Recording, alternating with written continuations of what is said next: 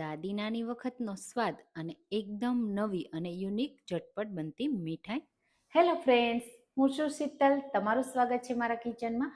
આજે આપણે બનાવીશું વર્ષોથી બનતી દાદી નાનીના રેસીપી સાથે અને એનો જ સ્વાદ સાથે આપણે એકદમ ઇઝી રીતે અમૃત પાક બનાવીશું, જે એકદમ સોફ્ટ પણ બનશે અને મોંમાં મૂકતા જ પીગળી જશે. ઘણીવાર આપણે રવામાંથી કોઈ પણ મીઠાઈ બનાવીએ અને કડક બનતી હોય છે, તો આજે આપણે એકદમ પરફેક્ટ માપ સાથે બનાવીશું. તો એના માટે આપણે અડધી વાટકી મેલ્ટ કરેલું ઘી લીધું છે. અહીંયા હું વાટકીના માપથી બતાવું છું, તમે કપના માપથી પણ સેમ રીતે લઈ શકો છો. હવે એ જ વાટકીથી એક વાટકી ઝીણો રવો, તમે જુઓ આ રીતનો ઝીણા દાણાવાળો રવો આવે ને તે લેવાનો છે. જો સૂજી હોય તમારી પાસે તો તમારે એને થોડો ગ્રાઇન્ડ કરી લેવાનો. હવે અહીંયા જે ઘી છે ને એ મેલ્ટ કરેલું ન હોય, તમારી પાસે થીક ઘી હોય તો તમારે અડધા કપથી થોડું ઓછું લેવાનું, નહીતર ઘી જ્યારે તમે આ અમૃત પાકને સેટ કરશો ને ત્યારે બહુ છૂટું પડશે. તો એટલા માટે હવે આપણે ઘીમાં સરસ રીતે રવાને શેકી લેવાનો છે. જો તમને બદામી કલરનો રવો શેકેલો પસંદ હોય ને તો એ રીતે, અને ઓછો થોડો શેકેલો પસંદ હોય તો એ રીતે તમારે શેકવાનો. અને આ સમયે તમને ઘી ઘણું ઓછું લાગતું હશે, પણ જેમ જેમ શેકાતું જશે એમ ઘી છૂટું પડશે. સાથે જ્યારે આપણે એ મીઠાઈને સેટ કરશું ત્યારે એકદમ ડીશમાં ઘી પણ આવી જશે. તો એ વાતનું ખાસ ધ્યાન રાખજો કે આ સમયે બહુ વધારે ઘી એડ નહીં કરવાનું. તો તમે આવી દાદી નાની વખતની અમૃત પાકની રેસીપી ક્યારેય બનાવી છે કે નહીં, મને કમેન્ટમાં ચોક્કસથી કહેજો. અને હા, તમને મારી રેસીપીઓ કેવી લાગે છે એ જરૂરથી મને કહેજો. અને મારી રેસીપી તમે કઈ સિટીમાંથી જુઓ છો ને એ મને ખૂબ ગમે છે, કહેજો મને. તો બસ આ રીતે તમે જુઓ, જેમ જેમ રવો શેકાતો જાય છે ને એમ એનો દરેક દાણો આ રીતે છૂટો છૂટો થઈ જાય છે. બસ આ રીતે શેકાઈ જાય ને પછી એમાં જે બાકીનું ઘી હતું ને એ પણ એડ કરી દેશું. થોડું ઘી મેં આ રીતે લાસ્ટમાં એડ કર્યું છે, એટલે આપણે એક્સ્ટ્રા ઘી એડ ન કરવું પડે. અને જ્યારે આપણે એમાં એડ કરીએ ને બેસન, એ સરસ રીતે શેકાઈ જાય. તો પહેલાં આ રીતે ઘી મેં મિક્સ કરી દીધું. બસ હવે આપણે રવાને વધારે નહીં શેકીએ, નહીંતર એનો કલર ડાર્ક થઈ જશે. જ્યારે બેસન શેકાશે ને ત્યારે પણ રવો થોડો શેકાશે, એટલા માટે પહેલાં જ આ રીતે થોડો હલકો શેકી લેવાનો. અને પછી એને આપણે આ રીતે જોઈ લેવાનો કે દરેક દાણો શેકાઈ ગયો છે કે નહીં. બસ હવે આપણે જે વાટકીથી રવો લીધો છે એ જ વાટકીથી અડધી વાટકી બેસન લેશું. અહીંયા તમે કિલોગ્રામ ના માપથી બનાવો ને તો તમારે 1 કિલો રવો હોય ને તો એનાથી અડધો 500 ગ્રામ બેસન નથી લેવાનો, એનાથી અડધો એટલે કે 250 ગ્રામ જ બેસન લેવાનો છે. કારણ કે બેસન છે ને હળવો હોય વજનમાં, અને રવો છે એ વજનમાં ભારે હોય છે, જો કિલોના માપથી તમે કરો તો. અને આ રીતે વાટકીના માપથી કરો ને તો આ રીતે પરફેક્ટ માપ જ છે.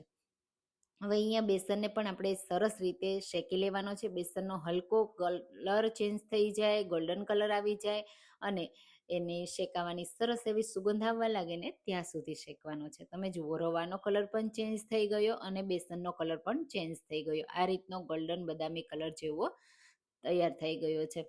બસ ત્યાં સુધી આપણે એને શેકવાનો, એટલે અમૃત પાકનો ઓરિજિનલ કલર આવશે અને ટેસ્ટ પણ આ રીતે આવશે. તમે જુઓ, દરેક દાણો શેકાઈ ગયો ને. બસ હવે ગેસની ફ્લેમ એકદમ લો રાખવાની અને પછી એડ કરીશું ઘરની ફ્રેશ મલાઈ. જો તમારી પાસે મલાઈ ન હોય ને તો તમારે દૂધ એડ કરવાનું. મલાઈ કેટલી એડ કરવાની? 2 ટેબલ સ્પૂનથી પણ ઓછી, 2 ચમચી જેટલી જ એડ કરવાની છે. મિક્સ કરી દેશું. મલાઈ એડ કરવાથી એક તો એમાં દાણા દાણા બનશે, અને સાથે જ્યારે આપણે ખાશું ને ત્યારે આપણે સોફ્ટ લાગશે, બિલકુલ કડક નહીં બને. એટલા માટે મલાઈ જરૂરથી એડ કરજો, મલાઈ અથવા દૂધ. આ રીતે મલાઈને મિક્સ કરી હવે આપણે એને બીજા ગેસ ઉપર ટ્રાન્સફર કરી દેશું. હવે ચાસણી કરવા માટે હું અહીંયા આ જે વાટકીનું માપ છે ને એનાથી થોડી ઓછી ખાંડ લઉં છું, એટલે કે 3/4 કપ ખાંડ અને અડધી વાટકી પાણી.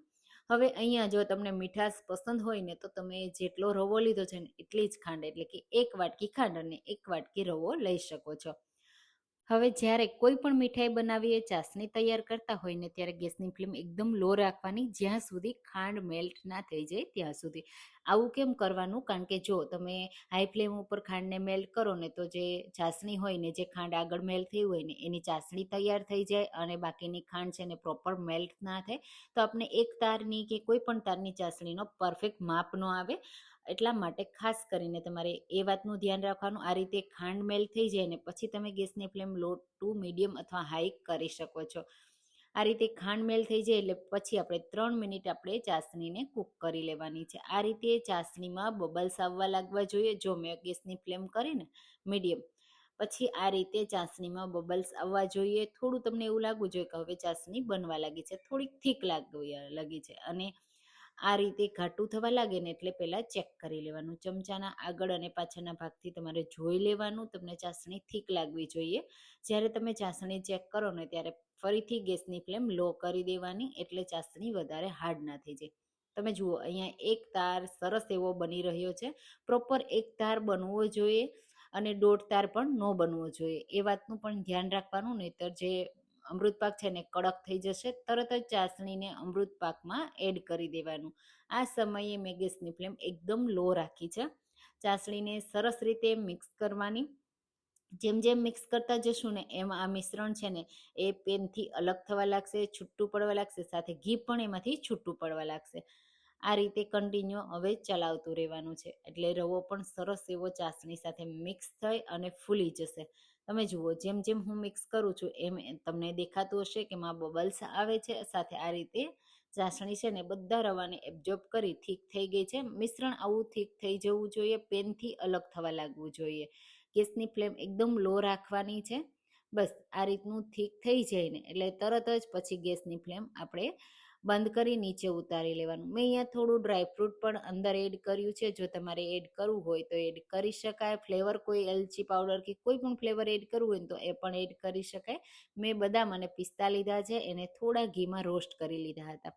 હવે અહીંયા તમે જુઓ સરસ એવું મિશ્રણ થઈ ગયું તૈયાર. ઘી પણ છૂટું પડી ગયું.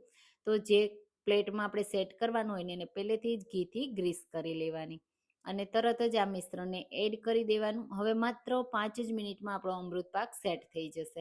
ઘી એબ્ઝોર્બ કરી લઈને ત્યાં સુધી જ ઉપરથી ડ્રાયફ્રૂટથી ગાર્નિશ કરી દેવાનું.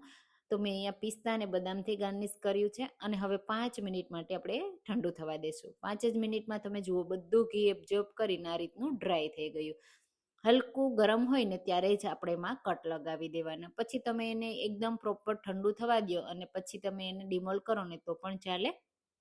તમે જુઓ પ્રોપર સરસ એવી આપણી આ અમૃત પાકની બરફી રેડી થઈ ગઈ, મતલબ એના ટુકડા રેડી થઈ ગયા છે. આ રીતે હું ડિમોલ્ડ કરીને પણ તમને બતાવી દઉં કેટલી પરફેક્ટ સેટ થઈ છે ને મોંમાં મૂકતા જ પાણી પાણી થઈ જાય એવી, જોતાં જ ખાવાનું મન થઈ જાય એવી. હું તોડીને પણ તમને બતાવી દઉં તો એકદમ સોફ્ટ પણ છે, જોતાં ખાવાનું મન થાય એવી પણ છે. જો તમે આ રેસીપી ટ્રાય ના કરી તો ટ્રાય કરજો.